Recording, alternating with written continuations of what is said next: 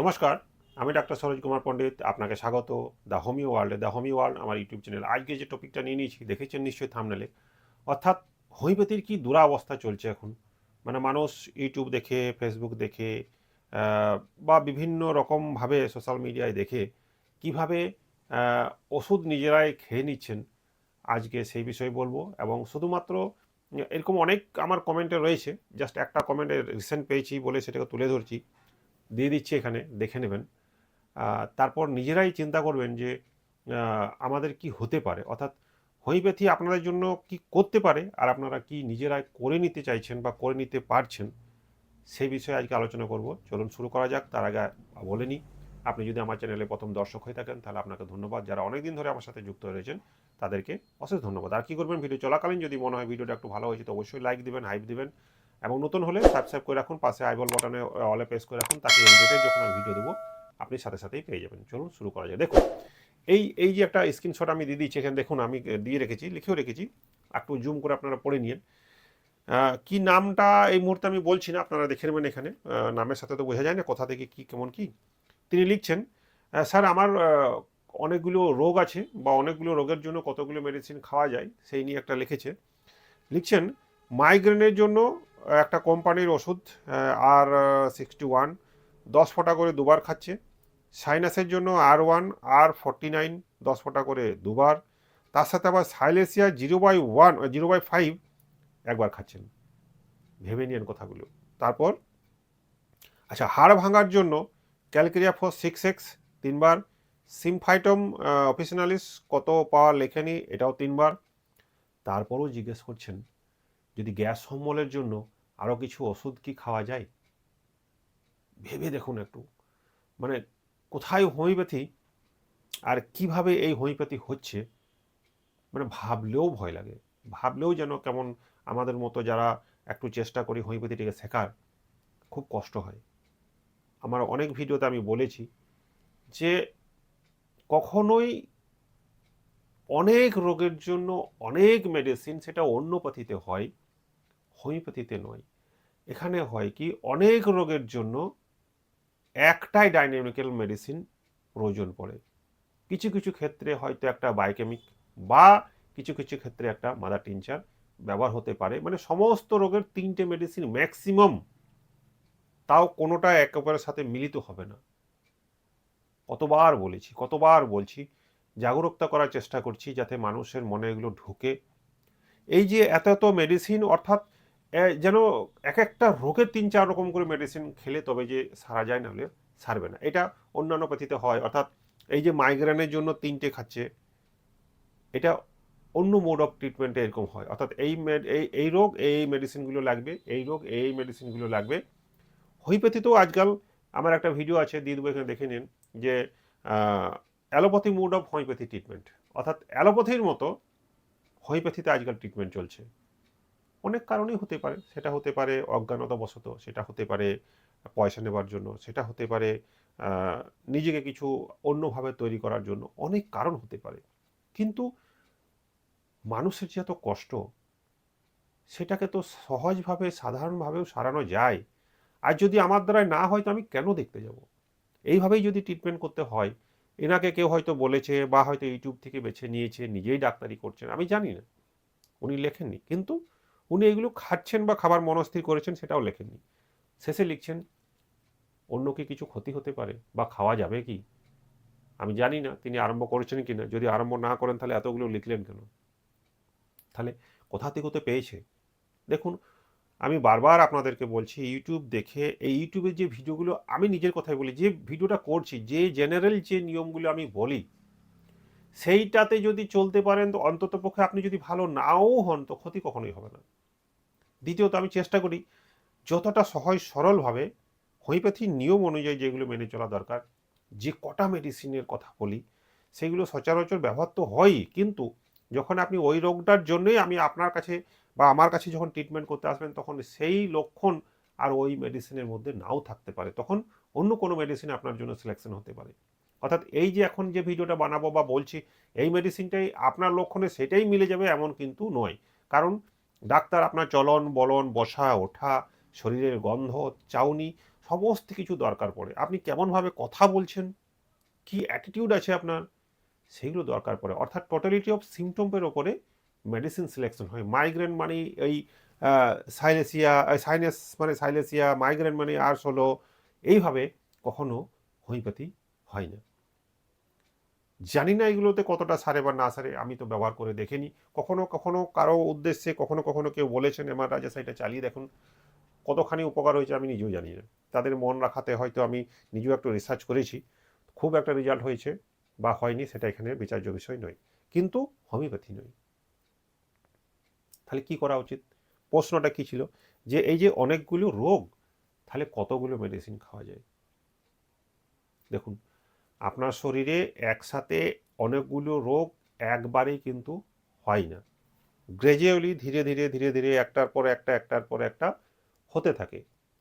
সেইটা আমাদের অজ্ঞানতার জন্যই হয়। আমরা যদি প্রাথমিক, যখনই দেখবেন যখন কালবৈশাখী ঝড় আসে না, তার আগে একটা গুমোট ভাব থাকে, মনে হয় আমরা বুঝে যাই যে এইবার মনে হয় ঝড়টা উঠবে, তখন আমরা কি করি, সব ঘরে দরজা জানালা সুন্দরভাবে লাগিয়ে দিই, যাতে ঝড় তর এলে ধুলো বালি নোংরা ঘরের ভিতরে ঢুকে না যায়।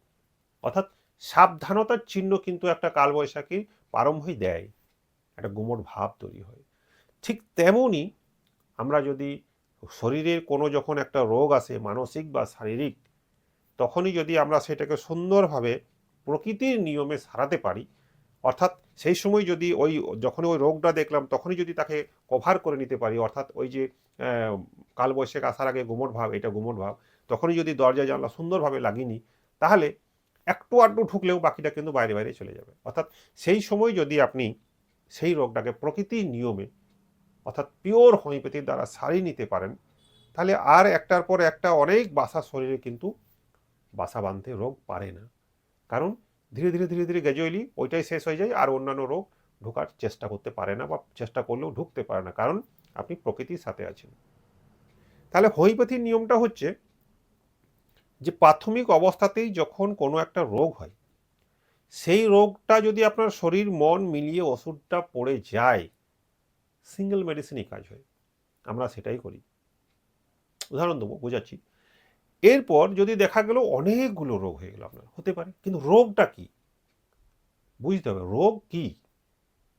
রোগ তো কোনো একটা কিছু সাইন সিমটম, সেই সাইন সিমটমকে মিলিয়ে কোনো একটা রোগের নাম দেওয়া হয়েছে, ঘটছে তো আপনার শরীর আর মনেই।